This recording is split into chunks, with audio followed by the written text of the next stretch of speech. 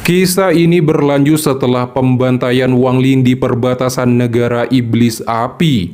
Dia bergerak seperti meteor menuju medan perang kuno dengan membawa 103.000 untayan energi pembantaian.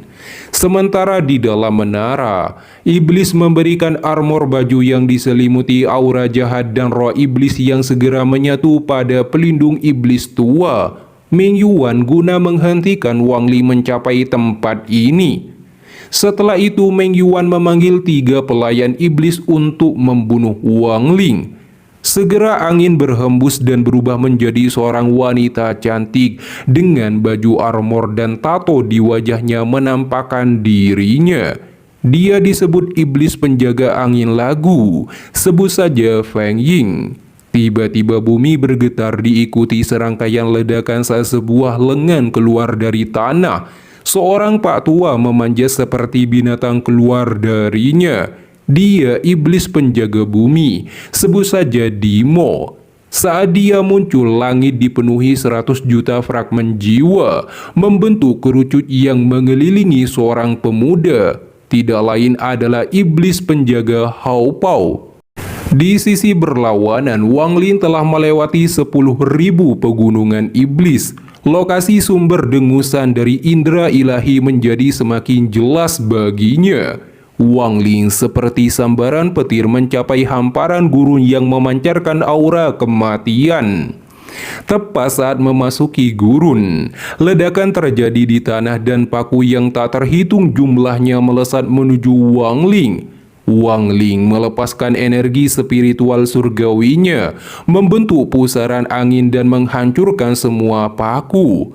Sosok patua Dimo muncul di atas satu paku melihat Wang Lin sembari menjilati bibirnya.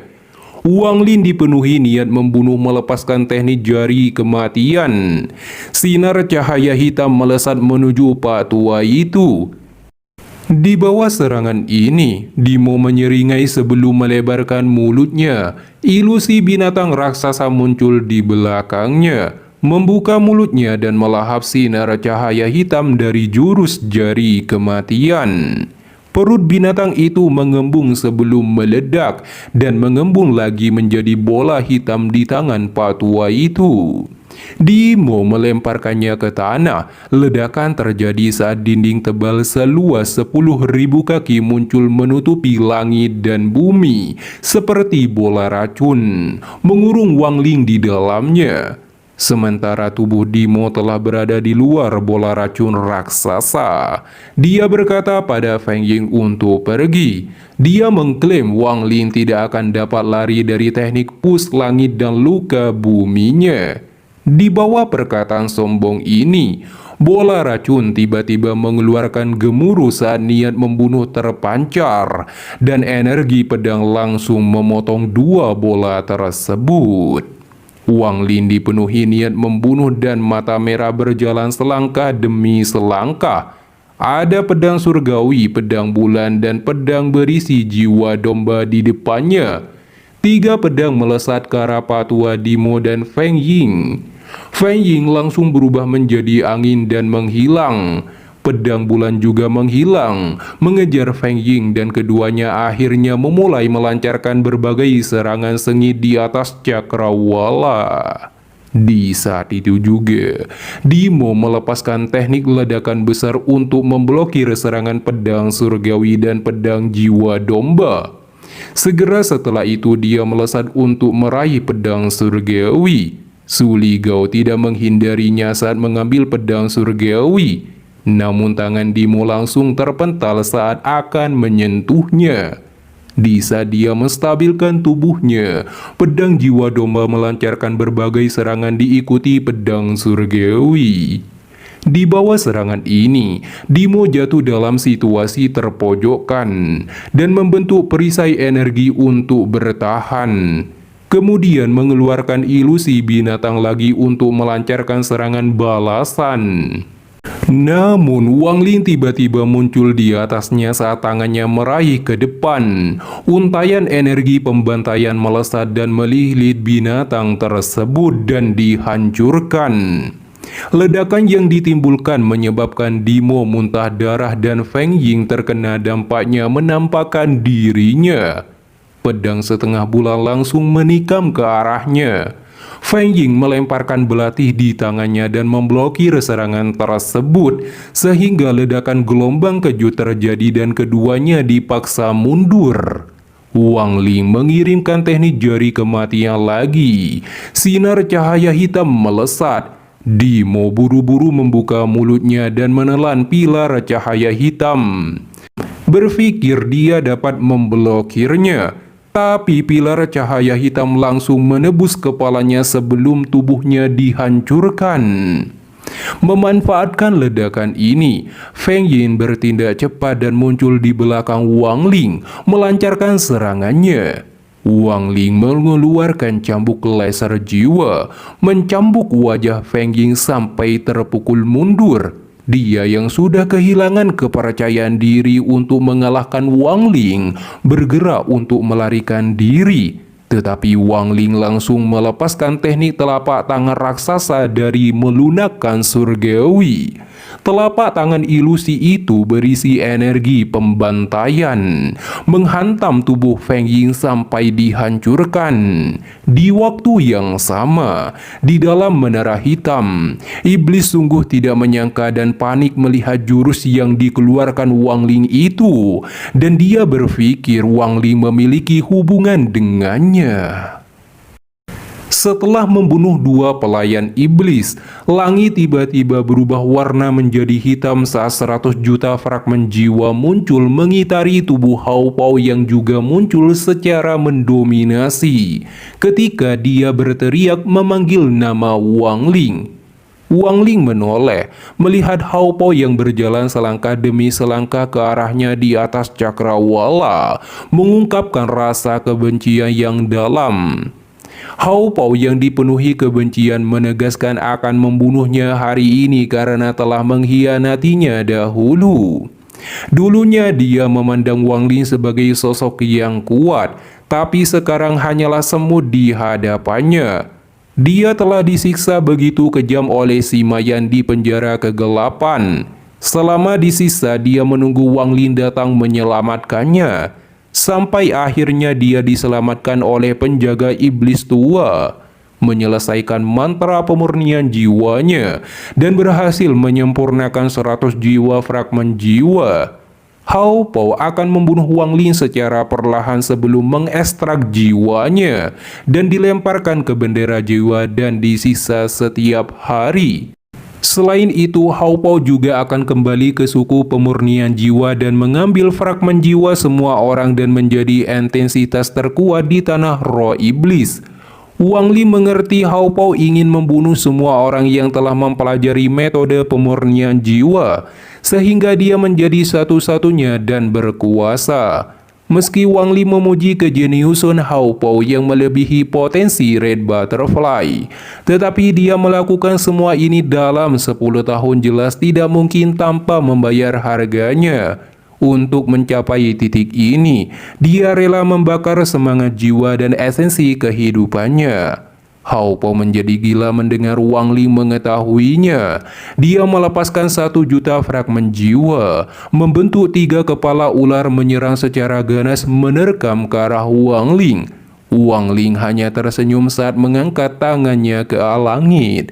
Simbol muncul darinya. 1 juta fragmen jiwa seketika berhenti. Hao Pao sangat terkejut dan dipenuhi ketidakpercayaan. Dia langsung mengerahkan 100 juta fragmen jiwa yang langsung bergerak memenuhi langit, menyerbu menuju Wang Ling. Namun Wang Ling mengeluarkan jiwa asalnya yang memancarkan cahaya kekuatan. Segera semua fragmen jiwa berhenti, menunjukkan rasa hormat pada Wang Ling sebelum menatap tajam ke arah Hao Pao.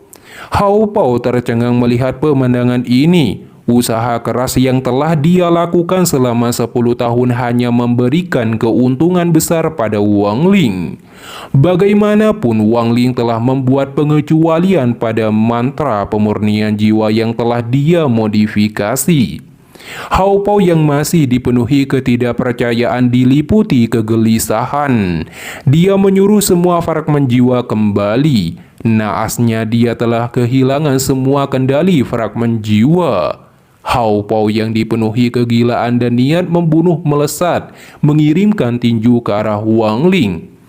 Wang Ling mengeluarkan bendera 1 miliar jiwa, membentuk segel dan 100 juta fragmen jiwa menjadi satu, dan membentuk raksasa besar ketika mengirimkan tinju ke arah tubuh Hao Pao. Saat berbenturan, tubuh dan jiwa Hao Pao tercabik-cabik sebelum dihancurkan. Perjuangan terakhirnya ini membuat Wang Ling menghela nafas. Setelah membunuh Hao Pao, Wang Ling melihat menara hitam. Seorang pria tua mengenakan baju besi yang memancarkan aura jahat ada di sana. Mata Pak tua itu bertemu dengan mata Wang Ling. Pandangan Wang Ling teralihkan dari penjaga iblis tua, pindah ke menara. Dia merasakan energi iblis yang sangat kuat berasal dari menara hitam. Di dalam menara hitam itulah harusnya seorang ahli yang tiada taranya yang menyerangnya dengan indera ilahinya. Segera penjaga iblis tua melangkah maju, menyebabkan bumi berguncang sampai dirasakan oleh Wang Ling dari kakinya. Dia melihat kultivasi Patua itu berada di tingkat akhir kekuasaan, tetapi itu berkat armor di tubuhnya. Mata Wang Ling menjadi dingin. Efek buah surgawi telah ditekan dan mendapatkan kembali kesadarannya. Jadi dia telah mendapatkan kelicikannya. Tangannya diangkat ke langit dan melepaskan sungai dunia bawah. Sungai yang sangat besar muncul. Wang Ling juga melepaskan energi pedang Lin Tianhao sebagai tindakan menakut-nakutinya. Penjaga iblis tua terkejut melihat sungai di atas langit, terutama energi pedang yang sangat kuat itu. Tepat pada saat ini, raungan indera ilahi yang sangat besar tiba-tiba keluar. Dari mana kamu mempelajari cetakan telapak tangan itu? Tanah mulai pecah menyebar akibat dampak indera ilahi, tetapi berhenti 100 kaki di depan Wang Ling. Wang Ling berkata, aku mempelajarinya di alam surgawi. Iblis bergumam bahwa dia pernah ke alam surgawi saat itu dan menyuruh Meng Yuan menangkap Wang Ling hidup-hidup. Meng Yuan menghentakkan tongkatnya, mengeluarkan elemen angin guntur, dan tornado air raksasa yang diselimuti petir bergemuruh dari langit tercipta dan menyerang Wang Ling. Wang Ling juga tidak mau kalah. Dia memasuki sungai bawahnya, daunnya menyatu dengannya, membentuk naga raksasa air, dan menghancurkan serangan dari dua perpaduan elemen tersebut. Ledakan besar yang mengguncang bumi terjadi saat dua kekuatan bertabrakan. Meski Meng Yuan memuji Wang Ling, tetapi dia segera mengeluarkan elemen angin, hujan, dan guntur. Segera pusaran angin raksasa tercipta di langit. Tetesan hujan hitam yang diliputi energi iblis bergabung dengan pusaran dan guntur raksasa juga turun dari langit hitam. Setelah kekuatan penghancur luar biasa ini terbentuk, itu menerjang maju ke arah Wang Ling. Di bawah serangan kuat ini, Wang Ling telah melepaskan 100 juta fragmen jiwa, bergabung dengan naga air dunia bawah. Dia juga melepaskan indera ilahinya, 130.000 untayan energi pembantaian, dan daunnya menyatu dengan sungai dunia bawah. Sekarang naga memiliki kecerdasan, kekuatan yang luar biasa dan dengan ganas bertabrakan dengan serangan Pak Tua itu. Pada saat ini, langit berubah warna dan ledakan keras bergema tanpa henti di udara. Tanah bergetar ketika sejumlah besar retakan muncul di mana-mana. Kedua kekuatan saling mengkorosi di atas langit, menyebabkan lapisan telah dikupas dari seluruh medan pertempuran kuno. Sementara dua kekuatan saling mengkorosi telah sama-sama hancur, Meng Yuan melepaskan energi kekuatan Dao Iblis dari armor di tubuhnya. Kekuatan iblis mengalir keluar, mengambil bentuk sabit hitam raksasa. Roh iblis memasukinya guna diperkuat dan dibebankan ke arah Wang Ling. Menghadapi serangan mematikan ini, Wang Ling melepaskan energi pedang Lin Tianhao dan dengan kecepatan tinggi berbenturan dengan sabit hitam. Gelombang energi menyebar, tanah hancur dan keretakan besar yang membelah bumi terbentuk. Sabit hitam dihancurkan, Ming Yuan muntah darah akibat serangan balik. Memanfaatkan kesempatan ini, Wang Ling melarikan diri karena sadar tidak akan bisa melawan orang di dalam menara hitam. Di waktu yang sama, sisa energi emas pedang Lin Tianhao terus menerobos ke menara hitam. Meng Yuan terkejut. Dia buru-buru bergerak untuk memblokir, tetapi dia tidak bisa menyusul kecepatan energi pedang. Menghadapi situasi ini, iblis di dalam menara menggunakan indera ilahinya untuk memblokir energi pedang Lin Tianhao. Namun energi pedang Lin Tianhao sangat tirani. Perisai dihancurkan dan menghantam menara, tapi untungnya tidak runtuh, hanya retak saja. Tetapi tindakan Wang Ling membuat iblis murka, karena menara hitam sangat penting baginya. Itu adalah kunci untuk mengawasi tanah roh iblis, menyerap kekuatan dan memulihkan kekuatannya. Segera kekuatan energi iblis yang sangat kuat keluar dari menara hitam, melesat memasuki armor di tubuh Meng Yuan. Ukuran tubuh Meng Yuan seketika berubah menjadi sangat besar dan mengejar Wang Ling. Sementara itu, Wang Ling terus bergerak melarikan diri dengan kecepatan tinggi. Dia mengeluarkan pil lilin. Dalam kecemasan, indera ilahinya juga memasuki tas penyimpanan, bertanya pada Yao Sisu di dalam bola batasan, bagaimana cara menggunakan pil jiwa darah ini. Jika dia tidak memberitahunya, Wang Ling akan menghancurkan tasnya sehingga Yao Sisu terjebak di dalam kekosongan sampai mati. Yao Sisu terkejut mendengar ini, tapi dia segera meminta Wang Ling melepaskan batasan di tubuhnya untuk membuatnya lebih santai. Wang Ling langsung melepaskan batasan di tubuhnya, dan Yao Sisu memberitahu metode menggunakan pil jiwa darah. Meng Yuan akhirnya menyusul di belakang Wang Ling. Melihat situasi ini, dia melemparkan kapak perang dan diledakkan di depan Meng Yuan. Gelombang kejut yang sangat besar menyebar darinya. Meng Yuan melambaikan tangannya dan gelombang kejut dihilangkan. Memanfaatkan kesempatan ini, Wang Ling menghancurkan pil jiwa darah. Setetes darah biru muncul dan menggigit jarinya. Menggunakan darahnya menggambar simbol sebelum menyatu dengan setetes darah biru dan melemparkan simbol tersebut ribuan kilometer. Tepat setelah melakukan itu semua dalam sekejap, tubuh Meng Yuan muncul di depan tubuh Wang Ling dan menangkapnya. Namun tiba-tiba, mata Wang Ling dipenuhi kegilaan kembali muncul saat menyeringai dan mengeluarkan raungan. Api surgawi yang sangat kuat melonjak dari tubuh Wang Ling, sehingga dapat melepaskan diri dari cengkraman tangannya. Meng Yuan terkejut sekaligus ketakutan melihat Wang Ling sedang membakar esensi darah dan jiwa asalnya, berniat untuk meledakkan dirinya. Jadi dia buru-buru melarikan diri karena takut akan mati. Namun, Wang Ling dengan ganas meluncur seperti meteor menuju Meng Yuan dan akhirnya meledakkan dirinya.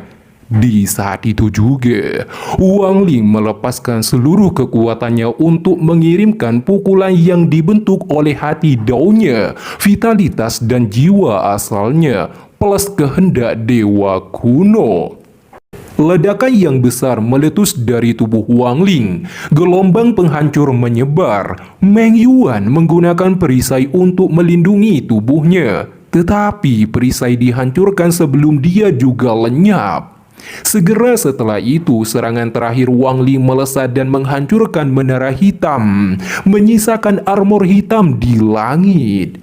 Melihat menara yang sangat berharga dihancurkan, iblis dipenuhi kemarahan dan akan mengejar Wang Ling untuk membunuhnya, meski memiliki hubungan dengannya. Tepat pada saat ini, seorang pria duduk bermeditasi di dalam formasi reruntuhan menara hitam. Rambutnya panjang terurai dan ada tato berwarna ungu keemasan di tubuhnya. Armor di langit turun, menyatu ke tubuhnya dan membuka matanya yang dipenuhi dengan niat membunuh.